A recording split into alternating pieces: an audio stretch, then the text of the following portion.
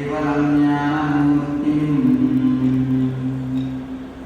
द्वन्द्वातीतं जगन्नाथं तत्त्वमस्यादिलक्ष्यम् एकं नित्यं विमलमचलं सर्वधी साक्षीभूतं भावातीतं त्रिगुणरहितं सद्गुरुं तं नमामि.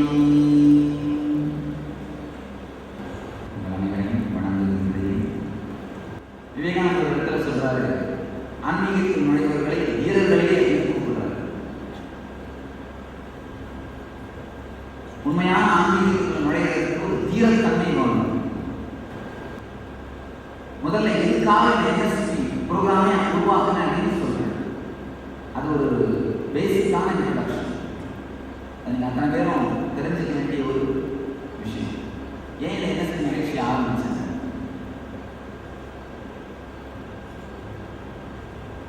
நான் ஞானமடைகிறதுக்கு எங்களுக்கு நான் முன்னாடி நடந்த ஒரு நிகழ்ச்சி, எங்களுக்கு நான் அப்புறம் நடந்த ஒரு நிகழ்ச்சி, இது ரெண்டையும் பார்த்து தான் இந்த என்எஸ்பி நிகழ்ச்சியை டிசைன் பண்ணேன். இந்த என்எஸ்பி ப்ரோக்ராமே டிசைன் பண்ணேன். முதல்ல நான் ஒரு உறுதி எடுத்துக்கிறேன். இப்பொழுது நான் சொல்கின்ற வார்த்தைகள் அனைத்தும் உண்மை. உண்மையை தவிர வேறொன்றும் இல்லை. ஏன்னா பொதுவாகவே நம்முடைய லாஜிக் இருக்கிற நம்முடைய மூளை ஒவ்வொரு வார்த்தையும் ஆராய்ச்சி ஆராய்ச்சி ஆராய்ச்சி ஆராய்ச்சி முழுசா அதை உள்ள வாங்காது. நான் என்ன அர்த்தத்தில் சொல்றேனோ அதே அர்த்தத்தில் உள்ள வாங்க மாட்டேன். உங்களுடைய லாஜிக்கோட போக்கு அந்த மாதிரி. இதை புரிஞ்சுக்கிட்டீங்கன்னா நான் சொல்ற அத்தனை வார்த்தையும் ஈஸியா உள்ள வாங்க முடியும். என்ன செய்யல, முழுக்க முழுக்க உங்களுடைய உயிர் உருவாகின்ற இடத்தை எங்கிருந்து உங்க லைஃப் ஸ்டார்ட் ஆகும் அந்த ஸ்பாட்டை போய் டச் பண்ண போகும். அந்த இடத்தை ஆழமா தொடர்பு. ஆனா ஒரு பெரிய தைரியம் தேவைப்படுகிற ஜேர்னி, ஒரு கரேஜ், ஆழமான ஸ்திரத்துவம், தைரியம் தேவைப்படுகிற ஒரு பயணம். வீரர்களே அப்படின்னு விவேகானந்தர் சொல்றாரு. வீரர்களுக்கு மட்டும்தான் இந்த ஞானம் அளிக்கப்பட முடியும் அப்படின்னு சொல்றாரு. அந்த மாதிரி ஒரு தீரத்தன்மை, ஒரு தைரியத்துவம் வேணும் அப்படிங்கிற சயின்ஸ். இந்த சயின்ஸ் தைரியத்துவம் இருந்தால் மட்டும்தான் இந்த சயின்ஸுக்குள்ள நுழையறதே சாத்தியம். இந்த சயின்ஸுக்குள்ள நுழையறதே சாத்தியம். சத்தியம் சில புத்திசாலிகளுக்கு மட்டும்தான். சத்தியம் சில புத்திசாலிகளுக்கு மட்டும்தான். சத்தியம் மாசுக்கான விஷயம் கிடையாது. மொத்தமாக காமன் மாசு கொடுக்குற விஷயம் சத்தியம் கிடையாது. இன்னொன்னு, ஒரு அழகான ஒரு நிகழ்ச்சி நடந்த நிகழ்ச்சி. மாணிக்கவாசகர் பெருமான் ஊர் ஊரா போய் திருவாசகம் பாடுறாரு. ஆனா திருவாசகத்தில் கடைசி வரைக்கும் எழுதி வைக்கவே இல்லை. அவர் திருவாசகம் எழுதணும்னு சொல்லி அந்த அவருடைய சீடர்கள் ரொம்ப கெஞ்சி கேட்கிறாங்க, சுவாமி நீங்க இத்தனை அற்புதமான பாடல்களை உருக்கி பொங்கறீங்களே, இது எழுதி வைக்கப்படாதா? நீங்க எழுத வேணாம், நீங்க சொல்லும் பொழுது நாங்க எழுதிக்கிறோம், அனுமதிச்சா போதும். அவர் மாட்டேன்னு சொல்லிடுறாரு. எழுதக்கூடாதுன்னு தடுத்துறாரு. எழுதப்படாது. சீடர்கள்லாம் கேட்கறாங்க, ஏன் எழுதக்கூடாதுன்னு. அப்போ அவர் சொல்றாரு, அப்பா ஒருத்தனுடைய காதல் கதையை, ஒரு அந்தரங்க கதையை மற்றவங்களோட பகிர்ந்து முடியாது. உங்களுடைய தனிப்பட்ட காதல் விஷயத்தை ஒருத்தர் பகிர்ந்து முடியுமா? உங்களால முடியாது. காதல் கூட ரெண்டு பேருக்கு நடுவில் நடக்கிற விஷயம், ஒரு ஆணுக்கும் பெண்ணுக்கும் நடுவில் நடக்கிற விஷயம். ஆனா இந்த ஞானம் ரெண்டு பேருக்கும் நடக்கிற ஒரு தனி மனிதனுக்குள்ள நடக்கிற அந்தரங்கமான விஷயம். அதையும் விட அந்தரங்கமானது, ஒரு காதலை விட அந்தரங்கமானது அந்த ஞானம். அதை போய் நான் எப்படிமா மற்றவங்களாம் பகிர்ந்துப்பேன்னு கேட்கிறேன். இதை எப்படி நான் எழுதி மற்றவங்களுக்கு கொடுக்க முடியும்? இதை எப்படி நான் எழுதி மற்றவங்களை வெளிப்படுத்த முடியும்? புரிஞ்சுக்க முடியாது அப்படின்னு மாணிக்கவாசகர் மறுக்கிறார். அப்ப அந்த சீடர்கள் கேட்கிறாங்க, எங்களை மட்டும் கேட்க விடுறது இல்லையா, ஏன் மற்றவங்க கேட்கக்கூடாது? அப்ப மாணிக்கவாசகர் சொல்றாரு, நீ அப்படிங்கிற தனித்துவத்தை இழந்து என்னுடைய உணர்வை ரொம்ப ஆழ்ந்த சிம்பத்தியோட புரிஞ்சுக்கிறதால நீ இப்போது நீயாக இல்லை, நானாக மாறிவிட்டாய். அதனால்தான் நீ என்னுடைய திருவாசகத்தை கேட்பதற்கு அனுமதிக்கிறேன்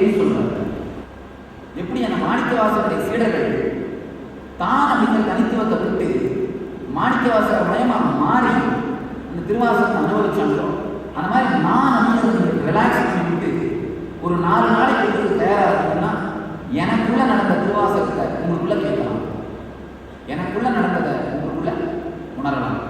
கடைசி வரைக்கும் மாணிக்கவாசகர் எழுதி வைக்கவே இல்லை. கடைசி வரை மாணிக்கவாசகர் எழுதவே இல்லை.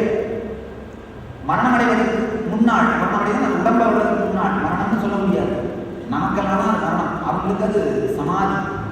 சமாதினா அர்த்தம் என்ன? சம ஆதி. சமம்னா சமமாக மாறுதல், ஆதினா ஆதியிலிருந்து இருக்கின்ற ஒரு சக்தி. ஆதினா பிறப்பில்லாத சக்தி. அந்த ஆதியிலிருந்து இருக்கின்ற சக்தியோடு சமமாக மாறிவிடுகிறது, அதான் சமாதி. அவங்களுக்கு சமாதி, நமக்கு தான் மரணம், அவங்களுக்குலாம் சமாதி. இந்த சமாதி அடையிறதுக்கு 24 மணி நேரம் முன்னாடி ஈஸ்வரனே வர்றாரு. ஒரு வயதான ஒரு கிழவனாக வந்து, மாணிக்கவாசகா உன் பாடலை எல்லாம் பாடுன்னு சொல்ல, பொதுவாக யாருக்குமே கட்டுப்படாத அவர் தன்னையும் மீறி அந்த எதிரில் இருக்கிறவருடைய ஆழ்ந்த ஒரு பக்தியையும், ஒரு பகவானால மட்டும்தான் பக்தியை காமிக்க முடியும். நல்லா தெரிஞ்சுக்கோங்க, பகவானால மட்டும்தான் பக்தியை காமிக்க முடியும். பக்தனால பக்தியை கூட அறகுறையாக காமிக்க முடியும். பகவானால மட்டும்தான் பக்தினா என்ன முழுசா காமிக்க முடியும். பகவானால மட்டும்தான் பக்தியை காமிக்க முடியும். பகவானே பக்தனா இறங்கி வர்றார். இறங்கி வந்து அந்த அவர் காட்டுற அந்த பக்தியினுடைய வெளிப்பாட்டினால மாணிக்கவாசகர் மயங்கி தன்னை மறந்து 51 பதிகம், மொத்தம் 51 பாட்டு திருவாசகம். 51 பாட்டு ஓவர் ரேட்டை பாடுறாரு. பாடி முடிச்ச உடனே பாட பாட பாட பாட பாட ரெக்கார்ட் பண்ணிடுறாரு. நம்ம ஈஸ்வரன் ரெக்கார்ட் பண்ணிடுறாரு. ரெக்கார்ட் பண்ணி எல்லாம் முடிச்ச அப்புறம் தான் மாணிக்கவாசகருக்கு ரெக்கார்ட் பண்ணிட்டாங்க அப்படின்னு. இந்த ரெக்கார்ட் பண்ணிட்டாங்கிறது ஒரு விதமான உச்ச உணர்வு. என்னடா இது, நம்முடைய அந்தரங்க அனுபவம் ரெக்கார்ட் ஆகிடுச்சு அப்படின்னு. யார் ரெக்கார்ட் பண்ணணும்னு பார்க்கறது அந்த ஓலை எடுக்கிறாரு. எடுக்க கூட அந்த ஓலை எழுதியிருக்கு, மாணிக்கவாசகர் சொல்ல அம்பலவானனே எழுதியது அப்படின்னு கையை போட்டு வச்சு போயிடுறாரு. மாணிக்கவாசகர் சொல்ல அம்பலவானனே எழுதியது, அம்பலவானன் ஈஸ்வரனே எழுதியதுன்னு சொல்லி அதில் கையை போட்டு ஈஸ்வரன் வச்சு போயிடுறாரு. அதை பார்த்த உடனே அவருக்கு, ஓ இது எழுதுறதுக்காக நீ வந்தையா அப்படின்னு அந்த ஆனந்தம் கண்ணீரில் பொங்கி வழியிறாரு.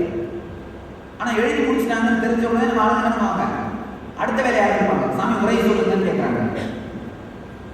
முதல்ல எழுத சொல்லி கேட்பாங்க, அதுக்கப்புறம் என்ன பண்ணுவாங்க, உரை சொல்லுங்கன்னு கேட்பாங்க. உண்மையிலேயே பார்த்தீங்கன்னா எழுதாம அந்த உணர்வாகவே வாங்கி அனுபவிக்க முடியும். அதை அனுபவிக்க வக்கல் இருக்கும்போது தான் எழுத சொல்லி கேட்குறாங்க. எழுதினாலும் வாங்கி அனுபவிக்க மாட்டாங்க. அது உரை சொல்ல சொல்லி கேட்பாங்க, அது உரை சொல்ல சொல்லி கேட்குறாங்க. அப்புறம் அவர் மாணிக்கவாசகர் சிரிச்சுட்டே, இதுக்கு மேலே இந்த உடம்புல இருக்க ஆபத்து, இந்த அளவுக்கு வெளிப்படுத்துறதே அதிகம், இதுக்கு மேலே உரை சொல்லிலாம் வெளிப்படுத்த முடியாது அப்படின்னு சொல்லி தான் நேராக அம்பலவாணன் கோவிலுக்கு போய் இவனே தான் எழுதியவன், இவனே தான் உரையும் அப்படின்னு சொல்லி அந்த அம்பலவானுடைய சன்னிதியில் போய் மஞ்சாட்சரம் பண்ணிக்கிறத பொன்னம்பலத்தில் கரைஞ்சி போயிருக்காரு. பொன்னம்பலத்தில் கரைஞ்சி போயிருக்காரு. இப்போ இந்த கதையை நான் நரேட் பண்ணும் பொழுது, இப்போ நீங்களே உங்களை அனலைஸ் பண்ணி பார்க்கணும். இந்த கதையை சாமி சொல்லும் பொழுது அந்த ஃபீலிங் கூட ஒரு ஹெவியாக இறங்கி இருந்ததுன்னா, ஏதோ ஒரு ஒரு வெயிட்டை உணர்ந்தீங்கன்னா உங்களுக்குள்ள இந்த நிகழ்ச்சி உங்களுக்கு உதவ போகுது. ஏன்னா இந்த இடத்துல நடக்க போகிறது ஒரு ப்ராசஸ். இது நிகழ்ச்சி அல்ல. இந்த 4 நாள் நான் செய்ய போகிறது நிகழ்ச்சி அல்ல, அது ஒரு ப்ராசஸ். ப்ராசஸ்னா இந்த தங்கத்தை ஆசிட் போட்டு காப்பரை பிரிச்சு அந்த மாதிரி உங்களை போட்டு எடுக்கிற ப்ராசஸ். இங்க நடக்க போறது ஒரு பெரிய ரசவாதம். ரசவாதம்னா ஆழ்ந்து புரிஞ்சுக்கோங்க. இந்த பாதரசத்தை ஞானத்து மூலமாவே முறிச்சு அதோட அந்த லிக்விடுக்கான எலிமெண்ட்ஸ், லிக்விடாக இருக்கிறதுக்கான மாலிகூல்ஸ் முறிச்சு, அணுக்களை முறிச்சு சாலிட் ஆகிடுவாங்க. அப்போ என்ன ஆகும், அந்த ரசம் தன்னுடைய ஒரிஜினலான குணங்களை இழந்து ஒரு புது குணத்துக்குள்ள வந்துடும். அதே மாதிரி உங்களுக்குள்ள ஒரு சக்தியை, ஒரு ஆழமான சக்தியை உள்ள அனுப்பி உங்களுக்குள்ள ஒரு ரசவாதம் நடக்கிறதுக்கான ப்ராசஸ் தான் இந்த 4 நாளும் பண்ண போறாங்க. ஒரு பெரிய ஒரு புது சக்தியை பார்க்கறதுக்கு நுழையிறீங்க, ஒரு புது வாழ்க்கையை பார்க்கறதுக்கு நுழையிறீங்க. இன்னொன்று, இந்த புது வாழ்க்கை அப்படிங்கிறது அந்த டிரான்ஸ்ஃபர்மேஷன், இந்த உயிர் சக்தி மாற்றம் அப்படின்னு சொல்றீங்க. நம்முடைய வாழ்க்கை மாற்றம். பெரும்பாலான ஆட்களுக்கு தலைவலி வந்தவராக தலை நமக்கு இருக்கின்ற ஞாபகமே இருக்காது. தலைவலி வந்தாலும் தலையை ஒழுங்கா காப்பாற்றுவீங்க. அது என்ன மாதிரி கேட்கறமோ கேட்க ஆரம்பிப்பீங்க. ரொம்ப அழகா குட்டி சொல்றா மகாபாரதத்தில், கிருஷ்ணா 4 திசைகளில் இருக்கும் எல்லா விதமான துக்கங்களும் என்னை வந்து அடையக்கூட கேட்கிறாங்க. நாமெல்லாம் என்ன பொதுவாக கடவுளே 4 திசையில் இருக்கணும், நல்லதெல்லாம் எனக்கு சேர்த்தோம் அப்படின்னு கேட்போம். குந்தி தேவி கேட்கிறா 4 திசைகளில் இருக்கும் எல்லா விதமான துக்கங்களும் என்னை வந்து அடையக்கூட கேட்கிறாங்க. உடனே கிருஷ்ணன் கேட்கிறா, என்னம்மா என்ன கேட்கிற, சரியா கேட்கிற, தப்பா தான் கேட்கிறேன், ஒழுங்கா சொல்லு. அதுக்கு அவன் சொல்றான், இந்த துக்கங்கள் மீண்டும் மீண்டும் என்னை இந்த உலகத்தோட அனித்தியத்துவத்தை, இந்த உலகத்தோட மாயாத்துவத்தை நினைவூட்டி நினைவூட்டி உன்னை நோக்கி திருப்புகின்றன. உன்னை நோக்கி திருப்புவதால் நீ எனக்கு கிடைப்பதனால் நிரந்தரமாக இந்த துக்கத்திலிருந்து விடுபடும் வழியை நான் தேடிக்கொள்கின்றேன். இந்த துக்கம் மட்டும் எனக்கு இல்லைன்னா இந்த ஜென்ம சக்கரம் நடந்துட்டே இருக்கும், கொடுமை போயிட்டே இருக்கும். இந்த துக்கம் வந்ததுன்னா அட்லீஸ்ட் இதுக்கெல்லாம் ஒரு நிரந்தர தீர்மானம் நினைச்சு இதுக்கு மேலே வராமல் இருக்கிறது. இந்த ஜென்ம மரணம், இந்த பிறப்பு இறப்பு அப்படிங்கிறதே அறுத்துவேன், அந்த நிம்மதியாக எனக்கு சேரும். அதுக்கு வழிகாட்டுறதுனால் இந்த துக்கம் எனக்கு குருவாக இருப்பதாக நான் நினைக்கிறேன்னு சொல்றாங்க. உண்மையில வாழ்க்கையில் பார்த்தீங்கன்னா நமக்கு அத்தனை பேருக்கு துக்கம் குரு. அதுவே வரலைன்னா நம்ம உருப்படவே முடியாது. தேர் உருவம் பார்த்தீங்கன்னா 2 பக்கம் சைடில் கட்டப்பட்டு நேராக இருப்பாங்க. பின்னாடி பின்பக்கம் பார்த்தீங்கன்னா கட்டப்பட்டு அதை நகர்த்துவாங்க, கட்டப்பட்டு நகர்த்துவாங்க.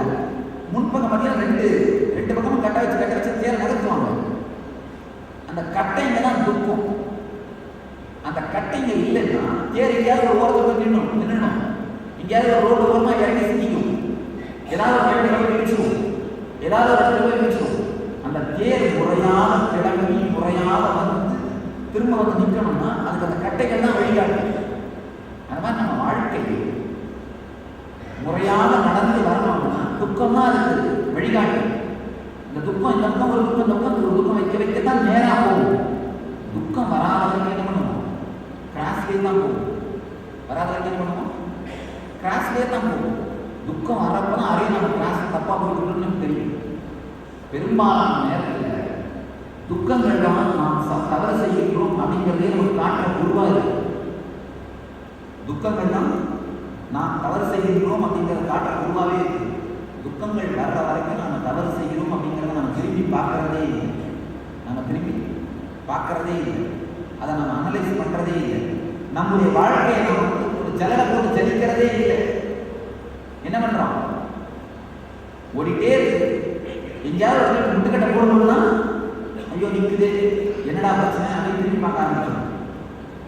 அப்பதான் என்னடா பிரச்சனை திரும்பி பார்க்க ஆரம்பிச்சோம். அது வரைக்கும் திரும்பி பார்க்கறதே இல்லை. ஆனால் என்எஸ்பி வழிகாட்டுறதுக்கான ஒரு நிகழ்ச்சி, அதை ஒரு வழி நடத்துறதுக்கான ஒரு நிகழ்ச்சி. நல்லா ஆழ்ந்து தெரிஞ்சுக்கங்க. இது ரொம்ப ஆழமான ஒரு ரசவாதம். இது ஒரு ரசவாதம். இது வெறும் நிகழ்ச்சி அல்ல. என்எஸ்பி அப்படின்னு வரும்போது இது ஒரு ஆழமான உங்களுக்குள்ள ஒரு மாற்றத்தை, ரசவாதத்தை ஏற்படுத்தக்கூடிய நிகழ்ச்சி. இது உங்களுக்குள்ள ஒரு பெரிய மாற்றத்தை நடத்தக்கூடிய, ஆன்ம ரீதியாகவும் உங்களுடைய வாழ்க்கை ரீதியாகவும் உங்களுக்குள்ள ஒரு பெரிய மாற்றத்தை நடத்துறதுக்கான ஒரு நிகழ்ச்சி. பெரும்பாலான நேரத்தில் நம்ம துக்கத்தெல்லாம் அனுபவிக்கிறோம். நாம் எதை நல்லா ஜூஸியாக அனுபவிக்கிறோமோ அதுதான் நம்ம வாழ்க்கையில் உருவாக்கும். நல்லா தெரிஞ்சுக்கங்க. நீங்கள் விரும்பினாலும் நீங்கள் வந்து ஒரு டிஸ்டாண்டர் மாதிரி எந்த ப்ரோக்ராம் நோக்கி உங்களை பில் பண்ணிக்கிறீங்களோ அந்த ப்ரோக்ராம் தான் தெரியும். நீங்கள் எதை பில் பண்ணிங்களோ அதான் தெரியும். இப்போ நம்ம வாழ்க்கையில் துக்கம் தெரியுதுன்னா துக்கத்தை நோக்கி நம்மளை நம்மளே ட்ரீட் பண்ணுறோம். அதனால தான் தொடர்ந்து நம்ம வாழ்க்கையில் நம்மளை அறியாமல் வெளியிலிருந்து துக்கங்கள் வந்துட்டே இருக்கு. வெளியிலிருந்து துக்கங்கள் வருவதற்கு கூட மற்றவர்கள் காரணம் என்று தயவு செய்து நீக்காதீர்கள். ஒரு முக்கியமான விஷயம் தெரிஞ்சுக்கங்க. உங்க வாழ்க்கையில் நடக்கிற விபத்துக்கள் கூட நீங்கள் உருவாக்குகின்ற நிகழ்ச்சி. வாழ்க்கையில லைஃப்ல கோயின்சிடன்ஸ் அப்படின்னு ஒன்று கிடையவே கிடையாது. எல்லாமே இன்சிடென்ட் தான். காரணம் இல்லாம காரியம் நடக்கிறதே கிடையாது. காரணம் இல்லாம ஒரு காரியம் நடக்குமா? நடக்கிறதே கிடையாது. காரணத்துக்கு காரியத்துக்கு நடுவில் அந்த லிங்க் நமக்கு புலப்படலைன்னா நாம என்ன பண்றோம்? அதை கோயின்சிடென்ஸ் சொல்லிடுவோம். அதை கோயின்சிடென்ஸ் சொல்லிடுவோம். வாழ்க்கையில கோயின்சிடென்ஸ்னே ஒன்று கிடையாது. நல்லா தெரிஞ்சுக்கங்க, கோயின்சிடென்ஸ் அப்படின்னு ஒன்று கிடையாது. வாழ்க்கையில் நடக்கிறது அத்தனையுமே இன்சிடென்ட் தான்.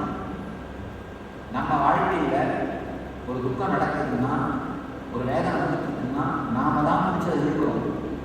இப்போ இந்த ஸ்பிரிச்சுவல் லைஃப்ல நுழைஞ்சிங்கன்னா, இந்த அளவு ஆத்மீகத்தை உள்ள விட்டீங்கன்னா நம்ம மென்டல் செட்டப் கலைஞ்சு போயிடும். ஆனந்தம் வர ஆரம்பிச்சாங்க. ஒரு சின்ன நிகழ்ச்சி சொன்னா புரிஞ்சுக்கணும், புரிஞ்சுக்கணும். ஒரு டிஸ்ட்ரிக்டோட கலெக்டர் திடீர்னு மிட் நைட்ல ஃபோன் பண்ணாரு சாமி. ஃபோன் பண்ணி, சாமி உயிரே போற மாதிரி ஒரு பிரச்சனை, இன்னும் ஒரு மணி நேரத்தில் எனக்கு தீர்வு சொல்லி நான் சூசைட் பண்ணிக்க போறேன். நான் சொன்னேன், ஐயோ அந்த மாதிரி முடிவெடுக்காதீங்க, பொறுமையா இருக்க, என்ன ஏன்னு சொல்லுங்க. இல்லை சாமி இறுதியா வேற வழியே இல்லை, சூசைட் பண்ணிக்க போறேன், வேற வழியே இல்லை, இதுதான் ஒரே வழி, இதுக்கு என் பிரஸ்டீஜ் என் மானம் எல்லாம் போச்சு. ஒரே ஊன் அழகாரு. சாமி என்ன மெதுவாக சரி பொறுமையாக இருக்கிறதுக்கான தீர்வு கொடுத்து தீர்வு போகும்னு சொல்லி இது பண்ணி ஒரு 1 ஹவருக்கு அப்புறம் சரியாக போச்சு, தீர்ந்து போச்சு, ப்ராப்ளம் இல்லாமல் போச்சு. அவர் உடனே ஒரு ஃபோன் வந்துச்சு, சால்வ் ஆகிடுச்சு, ஒன்றும் இல்லாமல் போச்சு. ஆனால் இன்னொரு வேற இன்னொரு சம்பந்தப்பட்ட விஷயம் சிலதெல்லாம் இவர் சரி பண்ணிக்க வேண்டியிருக்கு. அவருடைய பர்சனல் லைஃப், அவருடைய பர்சனலான மென்டல் ஸ்ட்ரக்சர், அந்த அதிர்ச்சி டிப்ரெஷனும் உள்ள இருக்காது, இன்னும் அதில் வெளியில் வந்தாரு. அந்த துக்கத்தை சரி பண்ணுறது ஒரு பெரிய பிரச்சனை. சாமி என்ன சொன்னால், பேச்சுவாக்கில் கரெக்டாக சரிங்க பரவாயில்ல, நாளைக்கு காலையில் வாங்க, சாமி ஹீல் பண்ணுறேன், சாமி உட்காந்து பேசுகிறேன் சரியாக போகும். இல்லை சாமி ஆஃபீஸ் போகணும், இல்லை சாமி ஆஃபீஸ் போகணும் அப்படின்னு. ராத்திரி சூசைட் பண்ணிப்பேன் அப்படிங்கிற மனுஷன் விடிய காலம் ஆஃபீஸை கேன்சல் பண்ண முடியல, விடிய காலம் ஆஃபீஸை லீவ் போட முடியல. அப்படின்னா உண்மையிலேயே இவங்க லைஃப்ல ஆனந்தம் தேடுறாங்களா? கிடையாது. வெறுமனே ஒரு சப்போர்ட் தான் தேடுறாங்க, சொல்யூஷன் தேடுறாங்க. நல்லா தெரிஞ்சுக்கோங்க, சப்போர்ட் தேடுறது வேற, சொல்யூஷன் தேடுறது வேற. நம்முடைய வாழ்க்கையில நம்ம தேடுறது அத்தனையுமே சப்போர்ட் தான், சொல்யூஷனே இல்லை. பர்மனன்ட் சொல்யூஷனுக்கு நம்ம போறதே இல்லை. சொல்யூஷனுக்கு போற அளவுக்கு சீரியஸாகவும் கமிட்டடாகவும் இருக்கிறீங்களா அப்படின்றத தயவு செஞ்சு யோசிங்க.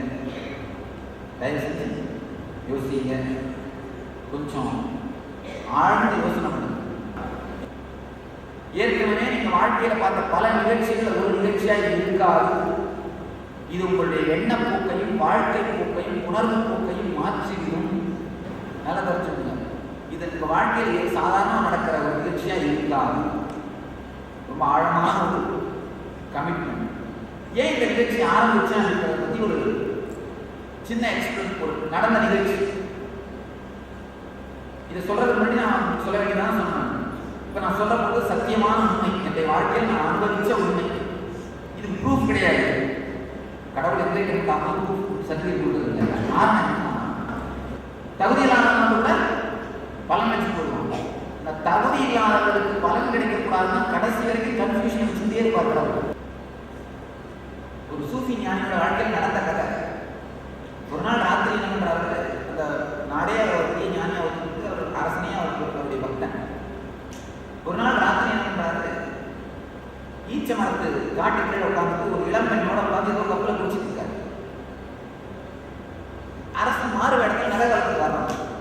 வரும்போது தூரமா இருந்து பார்க்கலாம், ஒரு ஞானி இளம் பெண்ணோட உட்காந்து கப்பல் ஏதோ குடிச்சிட்டு இருக்காரு அப்படின்னு பார்த்துட்டு போயிடறான். போனோடனே மறுநாள் காலையில் உத்தரவு போடுறான், அந்த ஆசிரமத்தை கொடுத்துட்டு நான் ஞானி அடிச்சு தந்துடுறேன் அப்படின்னு. அவர் உடனே என்ன பண்ணுறாங்க, ஊராளெல்லாம் சேர்ந்து ஆசிரமத்தை அடிச்சு வச்சுட்டு எரிச்சுட்டு அதை துரத்திடுறாங்க. அவர் போயிடுறாரு. 3வது நாள் அந்த உழவு கூட எடுத்து போட்டு கொடுக்குறாங்க. பக்கத்தில் பார்த்து அவருடைய தங்கச்சி அவர் குடிச்சிட்டு பேரிச்ச ரசம் அப்படின்னு உட்காந்து அவருடைய சிஸ்டரு அவர் குடிச்சிட்டு பேரிச்ச ரசம் வந்து போட்டு கொடுக்குறாங்க. இவர் உடனே வேக வேகமாக ஓடுறாரு. போய் காலைல வந்து மன்னிப்பு கேட்குறாரு, தயவு செஞ்சு திரும்பி வாங்க, எங்களை ஏற்றுக்கூடாது, அவசரிச்சுட்டே போயிடுறாங்க, அவ்வளோதான். அப்போ அவர் சொல்றாரு, சில வதந்திகளை உருவாக்குறது நல்லது, ஏன்னா தகுதி இருக்கிறவங்க மட்டும் வருவாங்க, இல்லாதவங்களாம் ஓடி போவாங்க. அதை ஃபில்டர் பண்றதுக்கான ஒரு மெக்கானிசம்